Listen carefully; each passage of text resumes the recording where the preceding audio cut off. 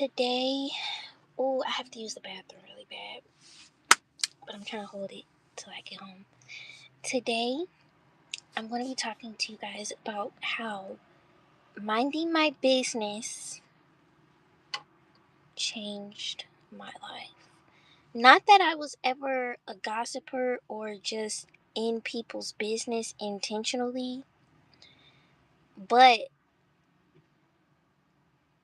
as human beings, we hear things and we get a big download of information and we're submerged into information all the time just by maybe even going out the house, being around family or whatever. And we may not know it, but we're like reacting to that information. Even if it's like you're having a thought or you remember something and you're reacting, whether that's emotionally or with follow up thoughts or making scenarios or this and that and this and that. So what I've been doing is when those type of things happen, I completely just mind my business. And I have a lot of thoughts, but it doesn't become so unbearable or actually unbearable at all. It gets better and better every day. And my life gets better and better every day because thoughts and energy and people, I don't entertain it. I give it no um energy like at all. Like I don't react to it. I ignore it. Oh, that didn't happen.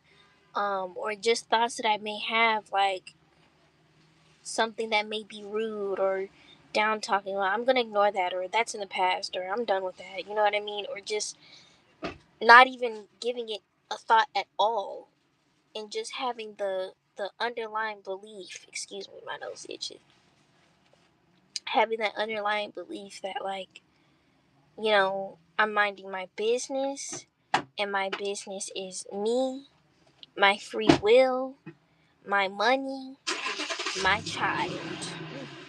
That's it. Period.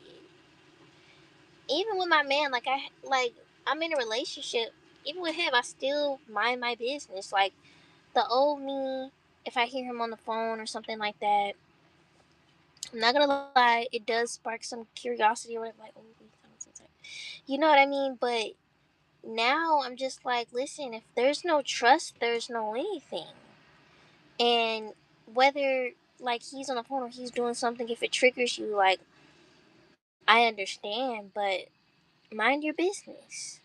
That has nothing to do with you. His conversations has nothing to do with you.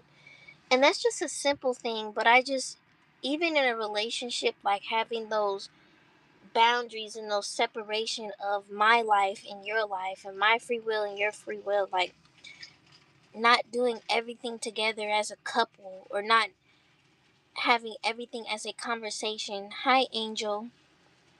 Not having everything as a conversation as a couple, like being able to have your own life as a couple and minding your business as a couple is a great thing. So just with relationships, with people, just all over, minding my business, not caring about what people think, not caring about what people have to say, but minding my business and staying in my own lane with me, my family, not caring about society or people or this and that, not letting that make me lose hair, not letting that make me age, not letting that create more thoughts and reactions and energy in my auric field in my body. It goes deeper than it actually is. When you don't know how to mind your business, money just may be going everywhere. When you don't know how to mind your business, opportunities may just stop or slow down. Like when you don't know how to mind your business, your energy may be scattered literally everywhere. And you may care about what this person thinks and that person thinks. And it'll be like a big cloud that is blocking you from living your best life because you don't know how to live your life and you don't know how to mind your business. You don't know how to be involved with things that have things to do with you and that don't have anything to do with you, like at all. Oh, okay. Can you guys hear me? Because I know I'm not connected to my headphones anymore. But yeah, so for example, sorry, I am the only. Yeah, can you hear me? I'm just making sure y'all can hear me. But yeah, so and it feels really really refreshing. And when it comes to minding your business, normalizing just stop talking to people. Like if I have conversations with someone and after that conversation I feel exhausted, or just after every single conversation I have with that person, like somehow I just feel exhausted, you know?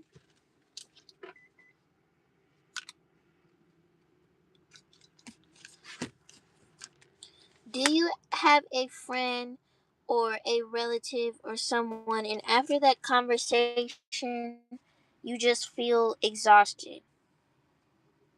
Whether that's them talking about themselves or whether that's them stressing you out, just either way, if it's a person, after you talk to them and you notice that it starts to become a regular thing, that after these conversations you don't feel regular or uplifted or happy, you feel literally exhausted. And I pay attention to that. I literally stop talking to those people. Just stop talking to them. And if it's a relative that you care about, okay, well, talk to them every now and then, spend time with them every now and then, but really when you can handle it. But don't be rude in a way, or wait, no. Don't care if you're being rude, because at the end of the day, you have to protect your peace. And people have to understand that you don't want to talk to somebody that is exhausting as fuck. And like, if people are avoiding talking to you, it's probably not always everybody else's fault. Maybe you need to look at yourself. You know what I mean? So, literally, when I say stop talking to them, keep the conversations limited. And like, as I've been doing that, like, even if you got to tell that person, hey, let's just talk through text message, you know what I mean? Or like emails. Or let's just, um, you know, instead of talking to that person every single day, just talk to them like maybe like once a week or like a couple times a month. You know what I mean? It's nothing personal, but it's like I'm not going to be talking to you that much or at all if it's very exhausting for me. On a personal level, I have like relatives where like I don't want to go over their house, and I love them. They're important to me. But it's like I don't want to go over your house for you to ask me a bunch of questions, or if you think that like I need your approval, you know what I mean, or to get the update about my life.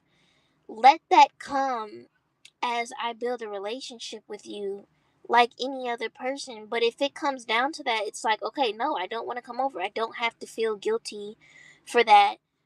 You're like, why is it always your responsibility to be the caregiver of a relationship? Oh, guys, I gotta go.